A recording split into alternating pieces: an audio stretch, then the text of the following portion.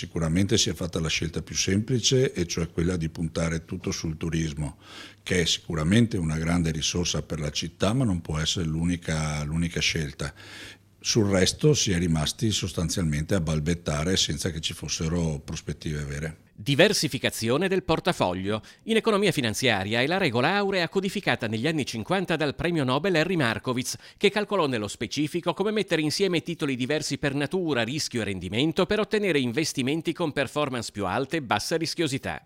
Lo stesso concetto probabilmente può applicarsi anche ad altri campi, all'economia di un comune come quello di Venezia, ad esempio, che invece negli ultimi anni sembra incamminarsi anche a Mestre in uno sviluppo che i critici definiscono della monocultura turistica. Certamente bisogna puntare su una città plurale, cioè una città che con le sue caratteristiche, che è un po' il centro del mondo, può puntare sia su una rivalutazione di Porto Marghera, dell'industria, magari anche di un'industria che sia ecocompatibile con i temi della logistica, con i temi del turismo, con il tema dei servizi.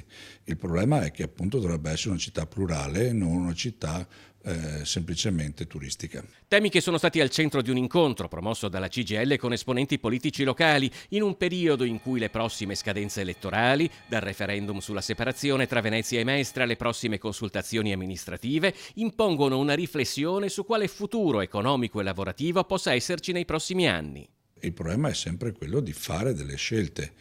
Tra l'altro, una questione che noi sottolineiamo è il fatto che dentro tutto questo ci sono anche grandi fenomeni di lavoro nero, di lavoro sottopagato, di illegalità che non vengono a galla e che di fatto fanno passare Venezia per una città che non può essere certo di esempio su queste questioni.